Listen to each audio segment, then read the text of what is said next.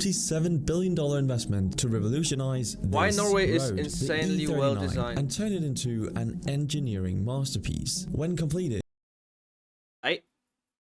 Also. E39 will span uninterrupted for 1100 kilometers and bridge between the cities of Kristiansand and Trondheim, reducing travel time in half. This will be done by removing the 8 ferry crossings that any traveler must now endure to go up north. A part of this investment will be used to build what will then be the world's longest and deepest road tunnel, the Rockfast underwater tunnel. It will enter the Bay of Bergen with a length of 27 kilometers and is scheduled to open by 2026. But this is just the tip of the iceberg of Norway's incredible design, quality of infrastructure and human development. When you consider the brutal terrain that Norway has to tame to build a sustainable and efficient transportation system like fjords, frozen waters, waterfalls and harsh winter temperatures, it makes moving people and goods in Norway a great challenge. And the Norwegians have found a unique way to overcome this challenge: diversification. See, having a country that is this diverse in terrain means incredible amounts of efficient and flexible infrastructure is required, and the Norwegians have mastered the craft of exploiting the peculiar terrain of each region. From the busy industrial plains in the south, where the capital Oslo is located, to the western fjords that can reach the 550-meter depth of the Bjarnefjorden right on the E39 path, to the thin land corridor that brings all the way up to the Arctic Circle and the northernmost point of continental Europe. So diversification is key and is achieved through 4 pillars: roads, railways, ferries and airports. When you compare maps of the 4, you see resources and infrastructures are allocated in a genius way. Railway serves the busiest population centers, mainly in the south, with a total of 4,237 kilometers. In this spirit, Norway's dubbed largest infrastructure project up to date is on its way. This is the Follo Line project, connecting Oslo to the neighboring public transportation hub of Ski, 125 meters above sea level. It will be an underground, double-track, high-speed railway of 22 kilometers, transporting people and out of the capital, day and night, 20 hours a day. When it comes to their roads though, they provide fast connections among the main population centers and serve the needs of people living mainly inland. Now, roads in Norway are equally impressive, with a grand total of almost 94,000 paved kilometers and more than 1,000 tunnels. They're even giving Switzerland a run for their money. What's more, even the most remote corners of the country are well served by 52 active airports. Just to put this into perspective, Norway has a population of just 5 million people, and the UK, with 68 million people, only has 49 airports. In Norway, air transport is a big deal, and you can see why.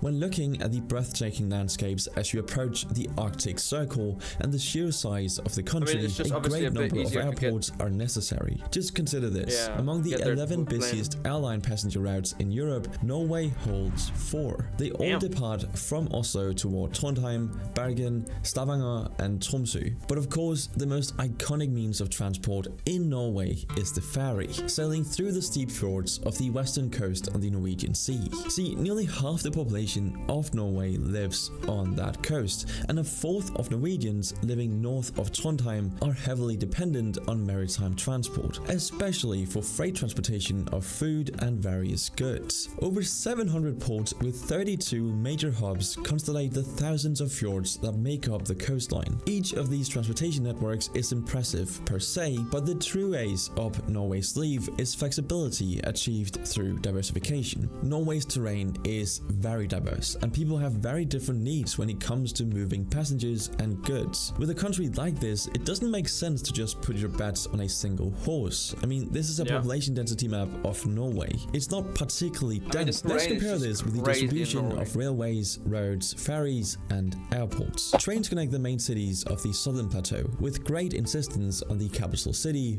Oslo. Roads fill in the spaces between the main lines and make sure that everybody is served inland. Airports make it possible to reach remote good population centers, for instance here and here. Lastly, ferries navigate the challenging western coast on which roughly half of all Norwegians live. Norway is so well designed and efficient because its peculiarities are integrated into one cohesive and organic system. And all of this is done with great attention to sustainability and environment protection. Norway is already ranked as one of the greenest countries in the world. But Norway does not plan to stop there. Through governmental incentives and a whopping 98% of Norway's energy coming from renewable sources, almost 80% of car sales in Norway was purely electric cars in 2022, which makes it the highest share of electric cars on the roads of any country in the world.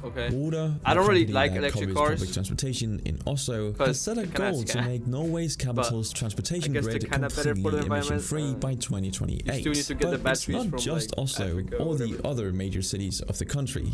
Since 2021, there are more than 60 fully electric or hydroelectric ferries operating along the western fjords, both for passenger and freight use. While Norway is actively exploring ways to make this important part of their transportation ecosystem even greener through eco-friendly marine fuels such as ammonia and hydrogen, the private and public sectors in Norway have established a joint green marine shipping program to create synergies in this sector. In mid-2022, Yara Birkeland, the first ever zero-emission autonomous freight ship, entered into operation and promises to put out of the sea 40,000 diesel-powered commercial journeys per year. As I've mentioned, Norway's energy supply system is one of the striking ways in which sustainability, flexibility, and efficiency get to go so hand in hand there. What's fascinating to me is that Norway is the top producer of electricity per capita in the world, with more than 27,500 kilowatt hours per person produced in 2021. For reference, the US produced a mere 12,314 kilowatt hours. The reason is simple.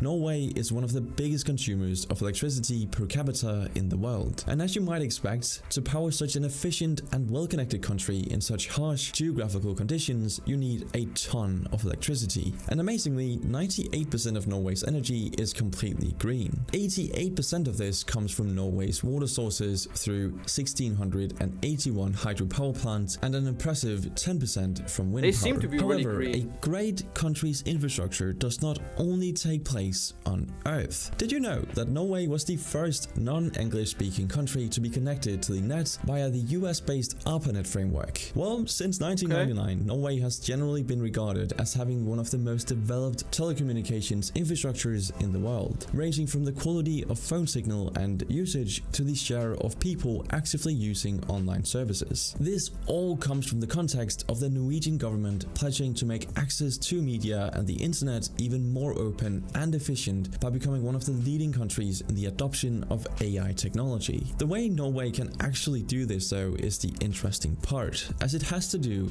with money. See, Norway enjoys one of the highest GDP per capita in the world and was ranked first in the Human Development Report of 2019. The World Economic Forum crowned Norway as the most inclusive economy in the world, meaning that it has an impressive capacity to provide growth over decades across different sectors and creating jobs for the general population. This is quite different from just hoarding wealth from natural resources and leaving it to rot away, and it shows. While we all know that Scandinavian countries on average top many international economic and social rankings, Norway has an advantage that sets it apart from its neighbors Sweden and Denmark, despite the fact that until 1814 Denmark and Norway were under the same country. Remember how 98% of Norway's energy supply comes from renewable sources. You would probably be surprised to learn that at the same time, Norway is the second largest oil producer in Europe and the 11th largest in the world, producing roughly double that of the UK. This is because Norway is absolutely blessed by the number of oil rigs in its exclusive economic zone. This is a map of the oil reserves in the North Sea, and this is a map of those that fall within Norway's exclusive economic zone. As you can see, it's pretty lucrative to be Norway.